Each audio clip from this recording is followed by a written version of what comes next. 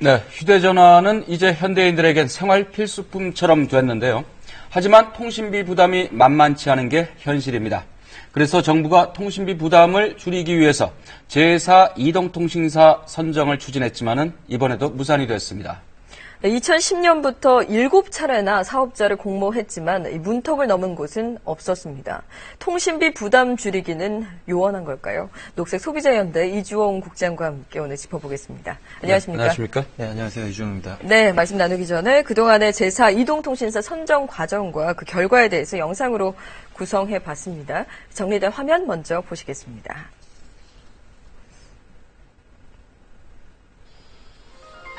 정부는 이동통신사 간 경쟁을 붙여 통신비를 낮추겠다며 2010년부터 올해까지 무려 7차례나 제4 이동통신 사업자를 공모했습니다.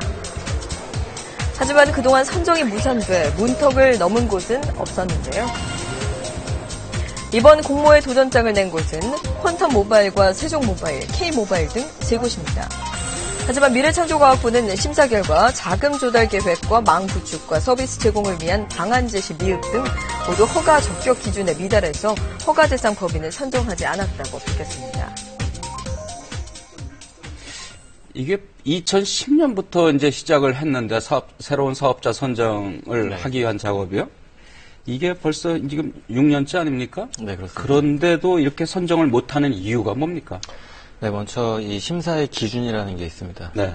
기간통신 영무에 대해서 안정적으로 제공할 능력이 되느냐, 그리고 기술적인 능력이 있느냐, 재정적인 안정성이 있느냐, 그리고 소비자 이용자를 보호할 수 있는 계획끼리 적합한가에 대한 판단을 하는데, 현재 요번에 승인 신청을 3곳이 했는데 어느 한 곳도 70점을 넘은 경우가 없습니다.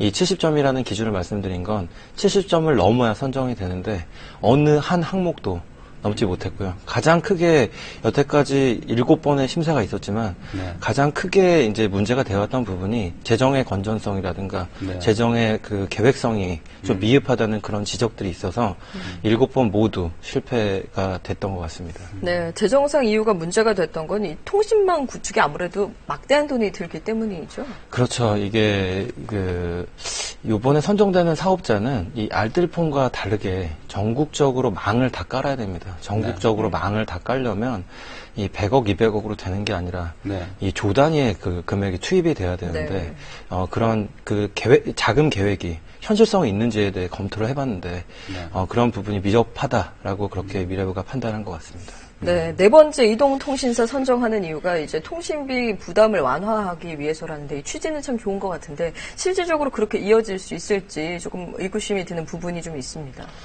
네, 이 제4통신사의 선정은 그 이명박 정권 때부터 이제 시작이 되는데 공약사항의 하나가 이제 통신비 인하였습니다. 그래서 이 기존의 이동통신 3사가 이 시장이 고착화되면서 이 경쟁이 일어나지 않기 때문에 제4통신사를 통해서 이 경쟁 활성화를 통한 그 요금 인하를 추진하겠다라고 해서 시작이 됐습니다.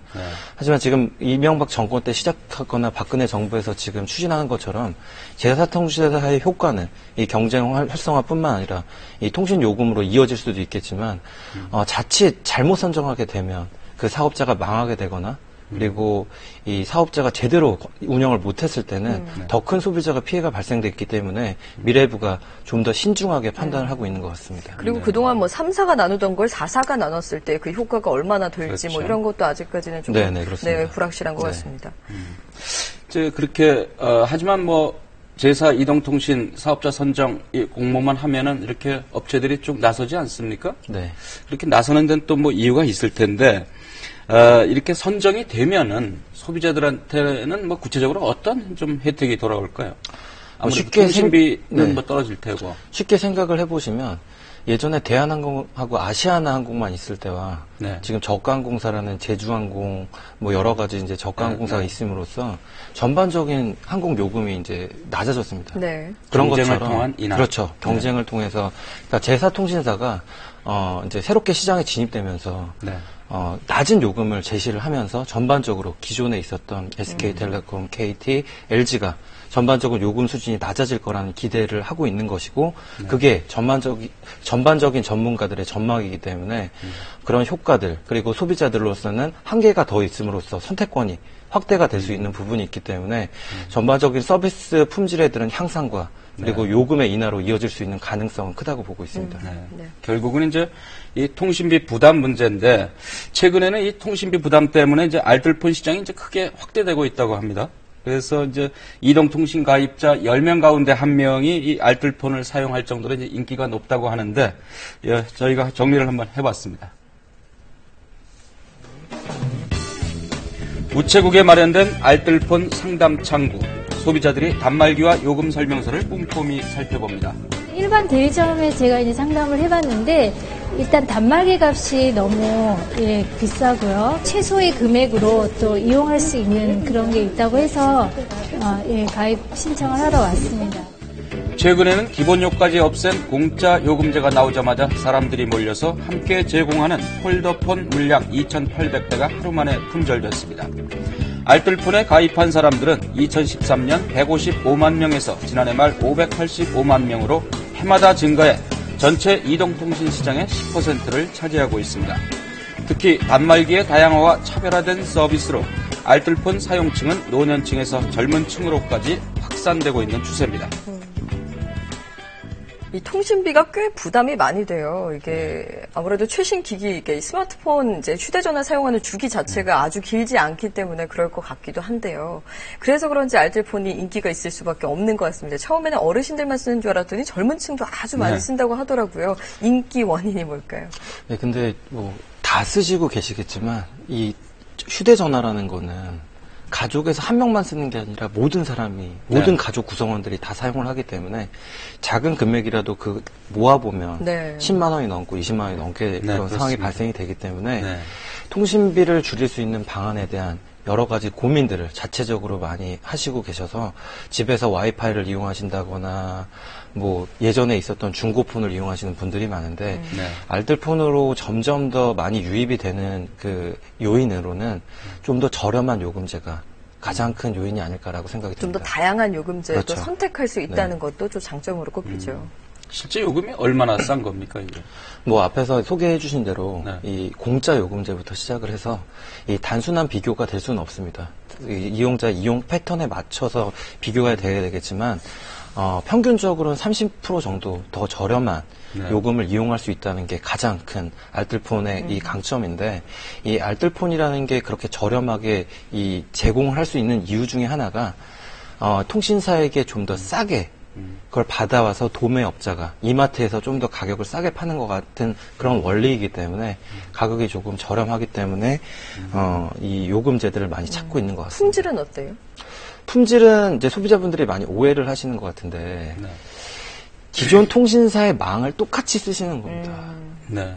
SK의 망, 예를 들어서 CJ 헬로비전이라는 그 알뜰폰 사업자가 KT의 망을 똑같이 이용하시는 거기 때문에 KT 사용자들과 똑같은 통화 품질로 이용을 할 수가 있는 겁니다. 싸기 때문에 품질이 떨어질거나 이런 건 전혀 없습니다. 거죠? 그렇군요. 이게 알뜰폰을 이용할 때 그래도 여전히 좀 주의해야 될 점이 있다고 들었는데요. 어떤 것들을 좀 신경 쓰면 좋을까요? 요즘에 최근 들어서 젊은 층들이나 이제 어르신들이 이런 요금제를 많이 이용하시고 계시는데 이 가입단에서 이게 알뜰폰이다라고 소개를 안 하시고 KT다, SK텔레콤이다 라고 소개를 하고 가입을 유도하시는 경우가 많고 그 추후에 소비자분께서 그런 클레임을 하신다거나 그랬을 경우에는 가입한 이유이기 때문에 이제 문제가 발생되는 경우도 많고 그리고 또 한 가지는 기존 통신사에 비해서 멤버십 서비스가 이것들이 없습니다. 가격이 싼 대신에 그런 서비스를 많이 줄였기 때문에 그런 부분도 꼼꼼히 확인을 하셔야 이 낭패를 피하실 수 있기 때문에 소비자 입장에서 자신의 이용 패턴과 그리고 사용 환경을 보시고 선택을 하신다면 조금 더 하지만 통화 품질 걱정을 할 필요는 없다. 네, 그렇죠. 전혀 없습니다. 마지막으로 하나만 좀 더 여쭙겠습니다. 그 제사 이동통신사 선정 작업은 이제 앞으로 또 계속 되는 겁니까? 연내에는 아직 선정을 할지 말지에 대해서는 결정된 바는 없지만 네. 지금의 정치 상황, 총선이라든가 내년도의 대선 상황을 봤을 때는 네. 조금 어렵다는 얘기도 있고 이 정치적인 지형뿐만 아니라 그 지금 주파수 할당 계획에 있어서도 올해 4월 달에 이 주파수 할당 계획에 있어서 이 주파수가 있어야 제사통치를 선정할 수 있는데 네. 그런 부분이 조금 미흡하기 때문에 올해는 네. 조금 어렵지 않나 하는 게 대체적인 그 예측인 것 같습니다. 네, 오늘 말씀 고맙습니다. 고맙습니다. 네, 감사합니다. 네, 시사진단 오늘 여기서 모두 마치겠습니다. 시청해주신 여러분 고맙습니다.